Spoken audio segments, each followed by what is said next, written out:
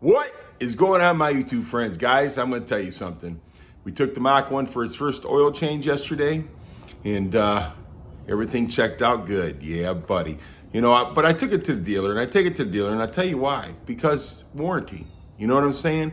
I wanted on their records that car's had the oil changed. You know what I'm saying? I mean, I could change it myself, or I could take it to another shop or whatever. But I take it to the dealer, for one, because you're supposed to be able to trust your dealer. Two, because you want it documented. And three, because I'm just too damn lazy to get into the car and change the oil. Anyhow, guys, so I took it yesterday to get the oil change, and man, I'm telling you what, it was a 4-hour wait. So I dropped it off, got a ride back home, did some things around the house and that, and then they called me 4.5 hours later and said, your car's ready. So I get up there, sure enough, the car's still in the garage. They're still changing oil, and the guy's leaning over my fender. They ain't got no protection for the fender, no nothing. So yeah, man, right away I'm thinking to myself, really? I bring my car to the dealer, and these guys don't even put fender protection on it to change the oil or lean over the fender or whatever? Come on now, guys, let's get it right, man. So I complained. Oh yeah, I complained. I wasn't very happy. Then, I'm walking out to get the car. I've already paid for everything. And I'm going out to get my car. And here this guy comes up. I says, hey, I need the keys to my car. He just hands it to me and walks by. How does he know that's my car? And to be honest with you, I didn't even think about that. But the guy, my service rep, he's the one that brought it up. Because after he handed me the keys, he goes, are you sure that's the owner of that car? So that's what brought it to my attention really, or I wouldn't have paid no attention and walked away. So, you got to let these guys know when you take your cars into the dealer to get the oil change, make sure you give me my keys to my car. Oh my goodness, it was horrible. But anyhow, we got it straightened out. They said next time my car comes in there, they will use fender protection. Oh yeah, that's just unreal. You're gonna have a car like, guys pay, get Shelbys and everything else, and they drive in there, and they're not gonna use fender protection? Come on now, guys, get it right. We buy these cars because we love these cars. They're not an everyday driver for us, and even if they were an everyday driver, I want you to take good care of that car as I take care of my car. You know what I'm saying?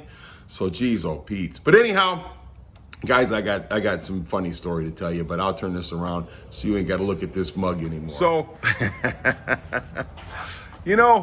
my brother come in town, and he got to meet a couple of the YouTubers. He's from down there in Crossville, Tennessee. And so he come up, and I promised him, hey, we'll take the yellow Mach 1 out, and we did. We took the yellow Mach 1, went to Taylor Big Boys, and, he got to talk to a few people and got to meet the YouTubers. And, so, I mean, what a good time, really, what a good time. Car Mob, if you guys miss his parties, you missed the party, that's for sure. But, so the next day, him and my dad and my sister-in-law come over to the house, and we took the Mach 1 for a ride, the 21. And so I take him out, we get him out a little bit, and then I stop, pull over, and we take it for a ride. He gets in the car, and he's got a Boss 302, a 1970. And that car, he's got to understand, those cars just don't shift like these new cars. You know what I'm saying? These new cars are, the way they shift nowadays ain't nothing like the old ones. You know what I mean?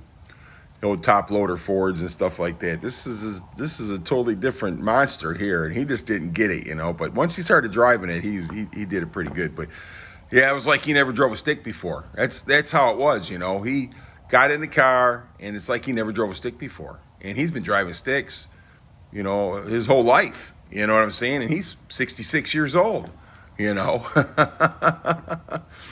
then, of course, like I said, he's got a 70 Boss 302. And those were all, nothing. They were, 4-speeds. They come 4-speed only, manuals only. But I tell you, that car looks good with that truck, don't it? I got a pretty truck. I love that truck, But that orange and that black, boy, it sure does go good together, don't it? So anyhow, so he takes it out and he gets out. And he goes, man, I really like this car. So he's thinking about buying a new Mustang, if not a Mach 1 or maybe just a nice GT or something, So he's thinking, He goes, I think I might want to buy one of these. I go, Rick, I'm going to tell you something. You're not going to go wrong no matter what Mustang you buy in these S550s. I said, they're all great cars, you know. And I said, this Coyote engine is, you know, really nice. So he gets back and we go back, and then, you know, he's got to go for a ride in the wife's car. So they go for a ride, and, you know, he comes back, and I'm telling you, man, he smiled ear to ear, man, just driving these cars. He just thought it was the greatest thing in the world. And I asked him, I says, which one do you like the best?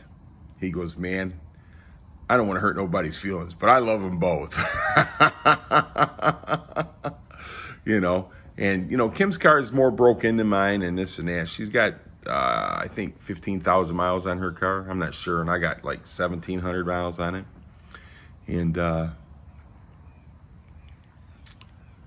so her car's a little bit more broken in. So it shifts a little bit more easy. And the clutch in the GT350 is very, very light. I mean, you know, it's a clutch that you can hold in traffic and not have any problems with. You know what I'm saying? So, but he got out of both cars. He had a smile from ear to ear, and he really liked these cars. So, you know, next year I'm gonna go to Ford Takeover.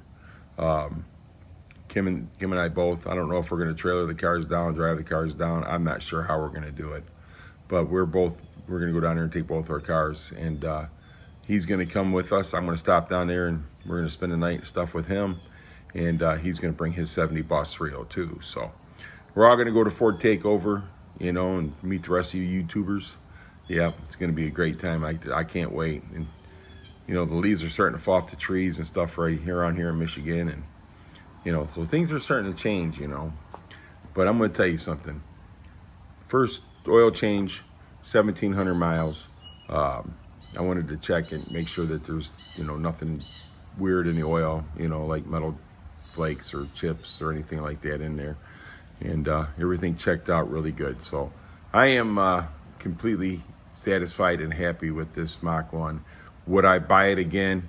Hell yes, I'd buy it again. This car is just sensational, man. I mean, it's so much fun to drive, and as of right now, like when I go to car shows and stuff right now, I mean, there's people are starting to get their Mach 1s now, but usually I'm the only one there with the Mach 1. You know, which is really cool for now. And back in 2011, I bought the first gen Coyote GT, and it was a model, I think it was like a 05 model or something like that, which had all the fins and the hood scoop and everything on it. You know, beautiful car. It was a beautiful car. I was the only one that had that. I was the first one to have one of them around my area too for months, you know, which was really cool, you know. But yeah, let me turn this around. So I guess the question of the day is, would I buy this car again?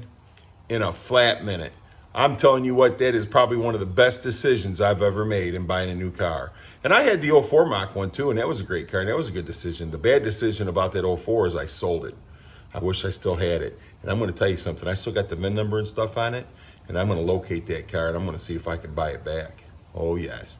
But I got to make some money first because I'm broke because we just redid everything on the house, you know. So, and I got the Fairmont. I got to work on that too and start getting that thing going. I got to get over and clean my dad's garage and get everything done.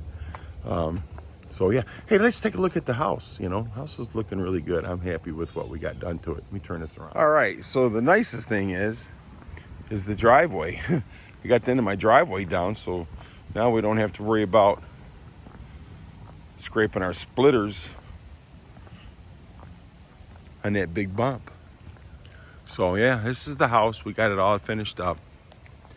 We're good to go. I got some trees and stuff like that we want to do, you know. So I mean, we've done a lot of work to this. We had a lot of work done to this house this year, let's put it that way. So I got new roof, new siding, new windows, you know, so everything is just looking freaking awesome. And we're so happy with this, man, you know.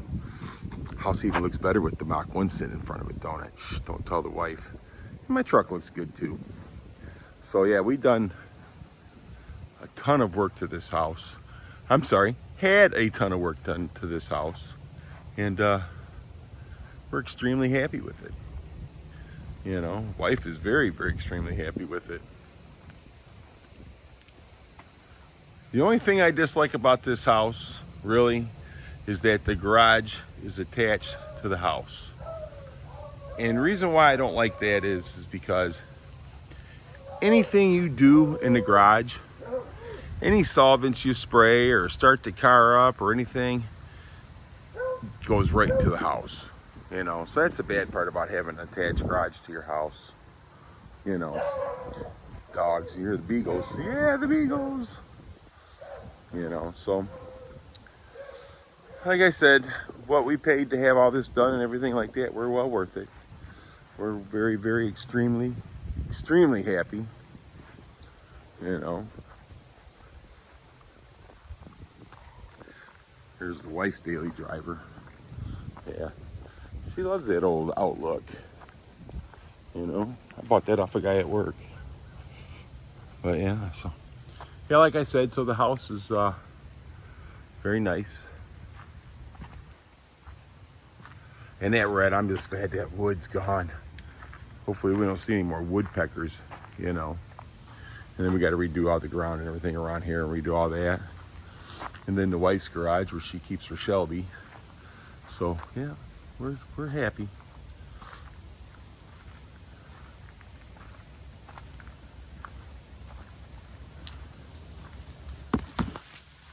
So yeah, buddy. You know, I got to get the Mach 1 in there, right? She went out and bought some pumpkins. So yeah, this right here, if you look at my old videos and you see the front of the house, this right here was all dirt. You know, we had a little tiny sidewalk walking up to this, and then this right here had a triangle dirt spot. So we just went ahead and had all this put in here. You know, so yep, we're happy. Let me turn this around. Well, I figured I'd just let you know what's going on around here and about the first oil change and this and that and the house, you know, give you guys a little idea of what I've been going through for the last few months. Trying to get all this stuff taken care of and everything. And you know what? I'm going to tell you something. When you're working on these houses and trying to get stuff done, it's stressful, man. It's stressful. So I probably gained a few gray hairs getting all this done. But you know what? It's all worth it in the end. You know what I'm saying? So that's what we're doing. We're going to enjoy it and finish up the things we want to do probably next summer on the outside here, and then start working on the inside of the house. And that's what's going to be costly. Oh, yeah, buddy. Kitchens are not cheap, you know. But the good thing about the kitchen is that I did the one in my old house, so I got a little idea of what I need to do in the new house, except for the counters, but we'll get that taken care of. But, guys, I appreciate you coming by and watching. I appreciate all my new subscribers, my old subscribers. You guys are awesome. And if anybody tells you any different, you tell them come see me and I'll tell them you're awesome. You guys have a great rest of your day. And man, oh man, is it beautiful out here today. So I'm going to enjoy my morning the best I can because I got to go to work in the afternoon. Have a great day. Have a great night. Whatever time it is you watch this, be great.